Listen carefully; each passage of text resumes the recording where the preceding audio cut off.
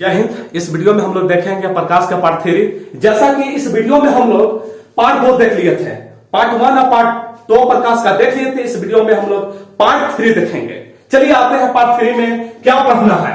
सबसे पहले प्रतिबिंब के बारे में हम जानकारी लेंगे। यह प्रतिबिंब है क्या, तो देखते हैं प्रतिबिंब क्या है। चलिए, भाग रहा है। अच्छा आने दीजिए। चलिए देखते हैं प्रतिबिंब क्या है।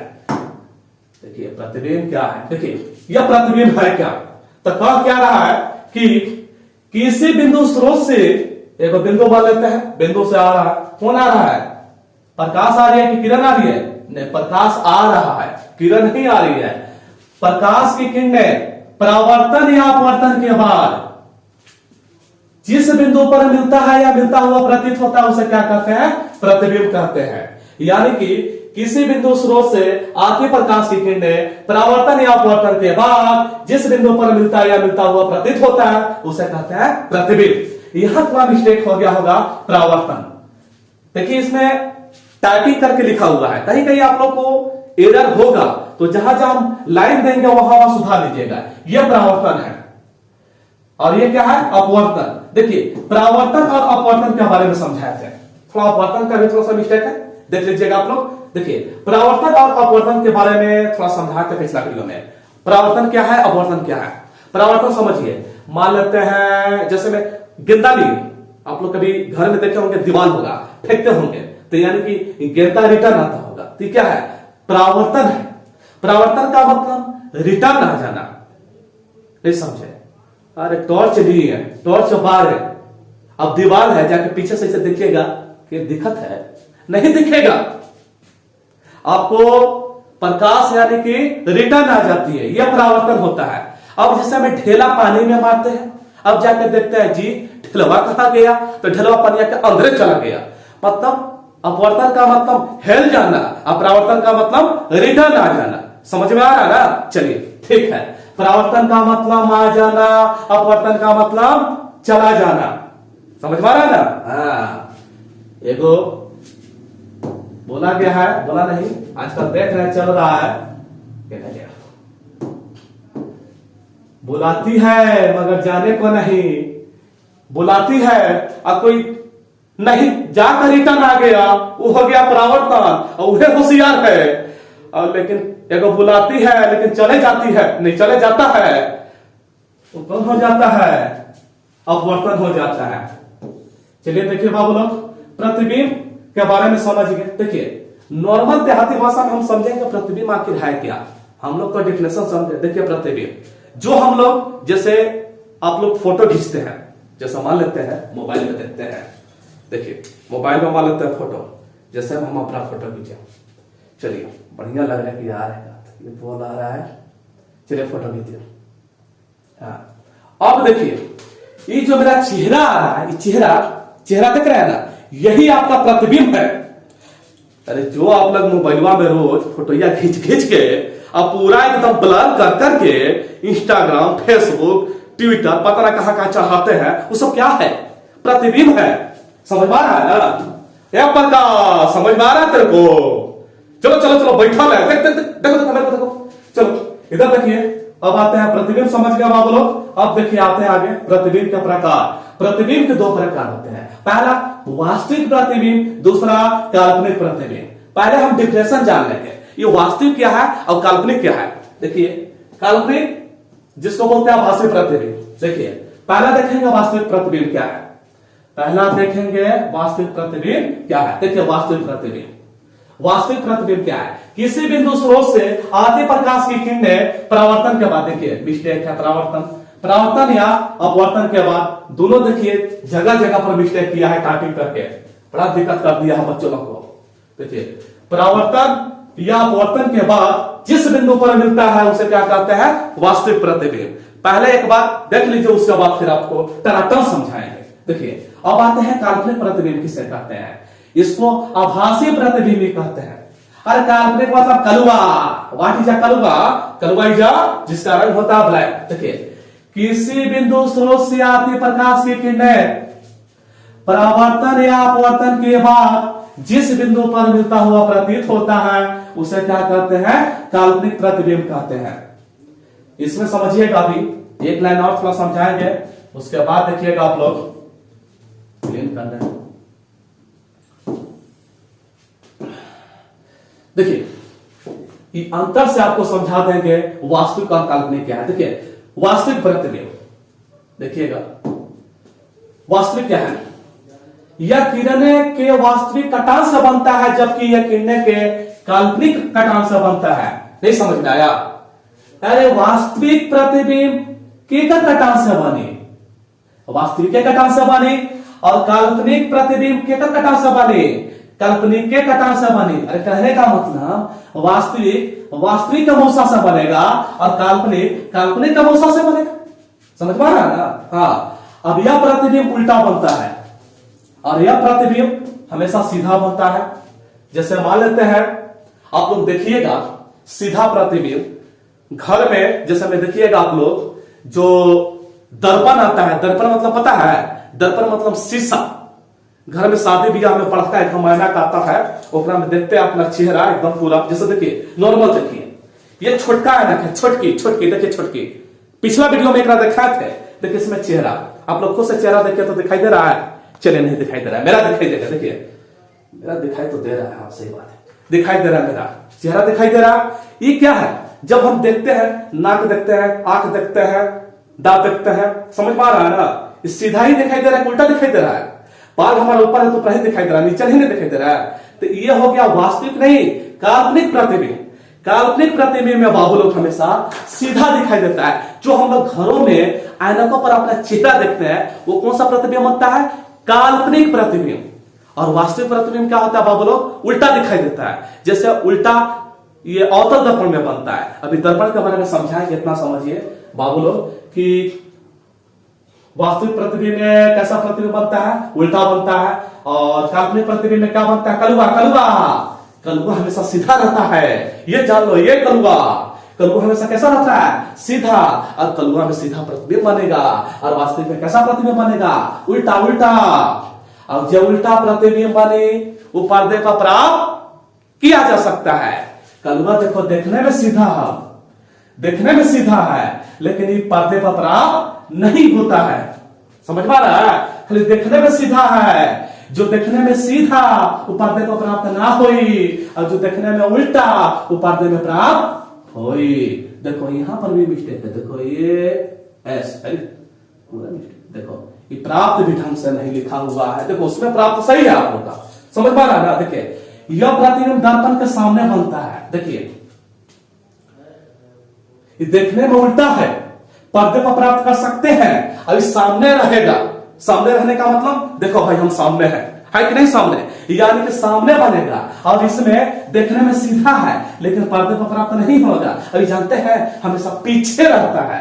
देखिए जैसे आप लोग जो भी ऐनक में देखते हैं, जैसे मैं मान लेते हैं इसमें हम ऐनक में अपना चेहरा देख रहे हैं, ये प्रतिबिंब बताइए लग रहा है कि पीछे पकड़ा, अब पीछे पकड़ा देखा नहीं है ना?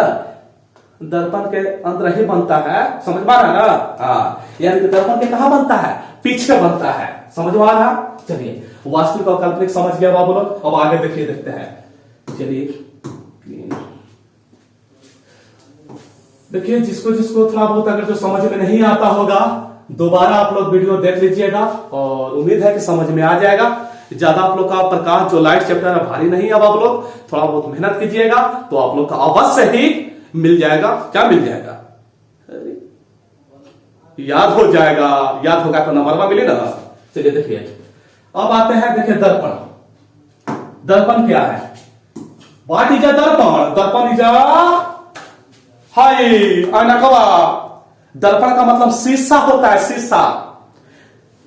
अलग अलग वैरायटी का शीशा होता है। कोई समतल दर्पण होता है, मतलब समतल शीशा, कोई उत्तल, कोई अवतल। आज देखेंगे। देखिए वैसे प्रकाशीय यंत्र जो प्रकाश का परावर्तन, देखिए एकरा में परावर्तन सही लिखा हुआ है, एक निश्चित नियम के अनुसार करता है, उसे क्या कहते हैं? दर्पण कहते हैं। डिफिनेशन थोड़ा सा याद कर लीजिएगा, अगर जो ज्यादा समझिएगा मत। ये ऐनक है, इसी को हम लोग दर्पण कहते हैं। समझ पा रहा है ना? ये जो ऐनक है इसी को हम लोग क्या कहते हैं?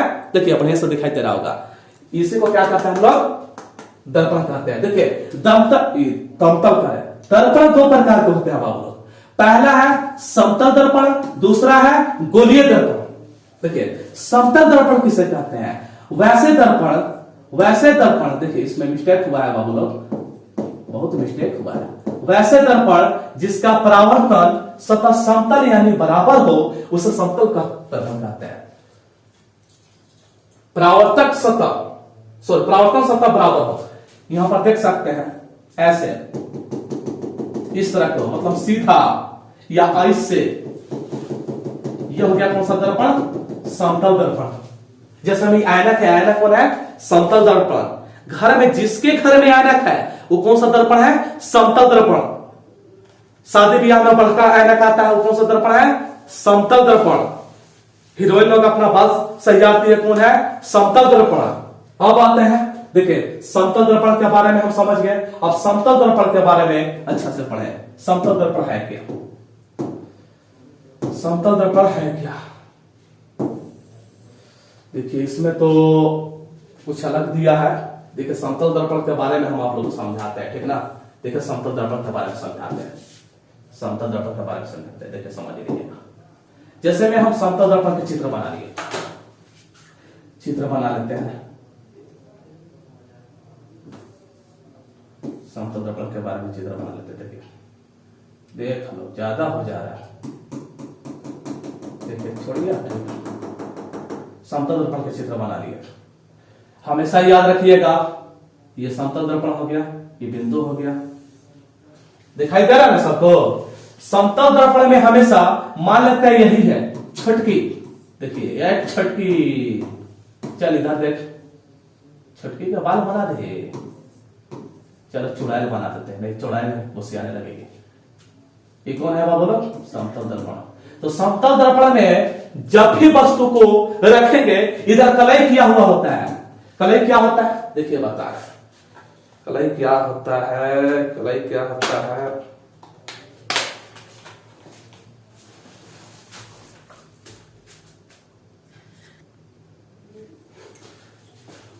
देखिए जैसा कि ये छोटकी है, ये छोटकी है, ये कौन सा दर्पण है बाबू लोग? समतल दर्पण है। इधर क्या है? कलई किया हुआ है। और ये जो कलई किया जाता है AgNO3 का कलई किया जाता है, यानी किसका नाम है? Silver nitrate. अब जिधर कलई, देखिए हम बता रहे हैं, ये आपका मिरर हो गया, राइट। तो मिरर के पीछे ये जो दिख रहा है प्रोसेस, व्हाइट वाला दिख रहा है, व्हाइट वाला, ये आपका क्या है? कलई किया हुआ है। इधर आप वस्तु के रखिएगा, वस्तु मतलब हम हो गए, छोटकी हो गई, छोटका हो गया, मुटको हो गई, ठीक ना। तो जैसे में इसको हम देख रहे हैं, बताओ कितना बढ़िया चेहरा दिखाई दे रहा है। देखो तो ये प्रकाश दिखाई दे रहा है तेरे को?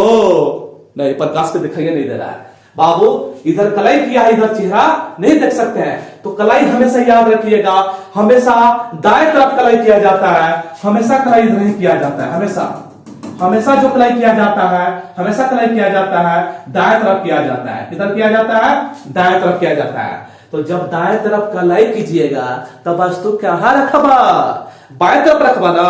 इधर होता है बाएं तरफ, इधर होता है बाएं, यानी कि वस्तु को हमेशा दर्पण के बाएं रखा जाता है। कहां रखा जाता है? बाएं रखा जाता है। तो ये छोटकी दर्पण यहां पर शीशा है, अब इधर रख दिए, अब इधर रख दिए तो इसका प्रतिबिंब कहां बनेगा? देखिए हम इसमें देखेंगे तो प्रतिबिंब कहां बनेगा? इसी के अंदर, यानी कि दर्पण के पीछे बनता है। और जिसका दर्पण पीछे बनता है वो बनेगा काल्पनिक, वही रहेगा कलुआ। अब कलुआ हमेशा क्या रहता है? सीधा, और सीधा जो रहता है लेकिन पर्दे पर प्राप्त नहीं होता है। समझ पा रही है ना? देखिए फिर इसको हटाते हैं, फिर एक समझाते हैं आप लोग को। देखिए इसको क्लीन कर देते हैं, थोड़ा थोड़ा आप लोग को उम्मीद है कि समझ में आ रहा होगा। चलिए बाबू लोग, जैसे देखिए समतल दर्पण की खासियत क्या है? देखिए समतल दर्पण बना दिए, समतल दर्पण की खासियत क्या है? इसको बना दिए, देखिए आपके प्रकाश से बनाते हैं। देखिए प्रकाश खुश है, जानते हैं क्यों? यूं सोच रहा है कि बार बार सब्जी हमरे नाम पे होता, बहुत खुश है, लड़का खुश है। चलिए कोई दिक्कत नहीं है। देखिए मान लेते हैं ये दर्पण है, शीशा है, दर्पण सटा कर रखते हैं, यही शीशा है, ऐसे सटा कर रखिएगा, दिखाई देगा आपको, थोड़ा सा दूर रखिएगा ना। मान लेते हैं दूरी 20 सेंटीमीटर पर रखिए। कितना सेंटीमीटर पर? 20 सेंटीमीटर पर। अब किसी किसी का सवाल होगा सर वो तो पीछे बन रहा है तो कोई दूरी होगा ना, कितना दूरी पर बनेगा? तो बाबू लोग समतल दर्पण में जितना दूरी पर आप खड़ा रहिएगा उतना ही दूरी पर पीछे आपका इसका प्रतिबिंब बनेगा। प्रतिबिंब का मतलब चेहरा, फोटो जो मोबाइलों पर दिखाई रही बा। हाँ, तो यानी कि इसका प्रतिबिंब कहां बनेगा? लगभग यहां पर बनेगा। देखो यही है प्रकाश। ये छोटे को ही बड़का कैसे हो गया? चलिए इसको नहीं इतना बढ़िया से बनाएंगे। देखिए तो देखिए इधर हूं है तो हंस रहा है, यानी कि कितना पर बनेगा? 20 सेंटीमीटर पर बनेगा। ये समझ में आ रहा है? समतल दर्पण में जितना दूरी पर आप रखिएगा उतना ही दूरी पर इसका प्रतिबिंब पीछे बनेगा, और जिस जिसका प्रतिबिंब पीछे बनेगा वो बनेगा काल्पनिक। और काल्पनिक हमेशा सीधा होता है, कलुआ हमेशा सीधा होता है, और कलुआ सीधा है लेकिन पर्दे पर प्राप्त नहीं होता है। समझ में आ रहा है? चलिए अब आते हैं, देखिए अब आते हैं बाबू लोग समतल दर्पण बनाना है। देखिए सबसे पहले एक चीज देखें कि समतल दर्पण में जितना दूरी पर रखेंगे इसका प्रतिबिंब उतना ही दूरी पर पीछे बनता है। उतना ही दूरी पर क्या बनता है? पीछे बनता है। और आगे हम आते हैं, देखते हैं कि मान लेते हैं कि हमें पूरा प्रतिबिंब देखना है। पूरा देखिए बोडिया ना, अभी तो बोडी यहीं तक दिखाई दे रहा होगा, यहीं से ऊपर दिखाई दे रहा होगा, लेकिन हमें पूरा दिखाई देना है, पूरा देखना है। तो बताइए ऐना को, इस समतल दर्पण को कितना रखेंगे, मतलब कितना लंबाई रखेंगे बताइए। जैसे यहां पर हम बता दिए, पर इसको हटाते हैं, मान लेते हैं देखिए ये है वास्तु, देख रहे हैं, ये मान लेते हैं कि 5 फीट के है। क्या फीट का है? 5 फीट के है, 5 फीट के है। तो बताइए दर्पण को कितनी लंबाई रखें कि ये जो है छुटका का प्रतिबिंब बन जाए? जानते हैं? बताइए, जिसको पता है बता सकते हैं, और नहीं पता है तो देखिए लगभग 2.5 फीट के, 2.5 फीट के अगर जो मिरर रखिएगा तो इसका पूरा प्रतिबिंब उसमें देख लेगा। आज घर पर जाइएगा और देखिएगा जो शादी ब्याह में आता है उसमें देखिएगा पूरा का पूरा प्रतिबिंब। अगर जो 5 फीट का है वो 2.5 फीट का है तो पूरा प्रतिबिंब बनेगा, अन्यथा नहीं बनेगा। हम यहां से एक चीज पॉइंट सीखे कि हमें पूरा प्रतिबिंब देखने के लिए दर्पण को आधी लंबाई होनी चाहिए। कितना लंबाई होना चाहिए? आधी लंबाई होनी चाहिए। अब बताइए ये देखने में चुटरा है, विधवा के हइया है, असहिए का हम पूरा प्रतिबिंब देखेंगे, दिखाई देगा? एक में खाली मुंडिये दिखाई दे रहा है, पूरा दिखाई नहीं देगा। चलिए अब आते हैं, जस्ट आगे आते हैं।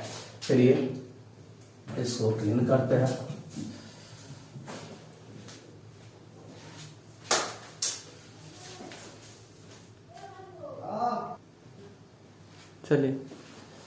चलिए अब जो दर्पण समतल दर्पण का क्लास है कल के वीडियो में हम लोग देखेंगे।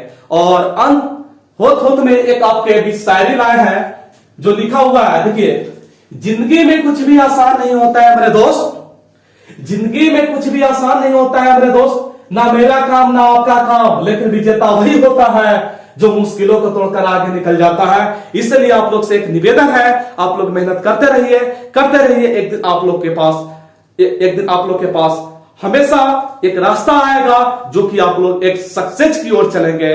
इसी के साथ जय हिंद, जय भारत। आगे कल आप लोग को मिलते हैं नेक्स्ट वीडियो में।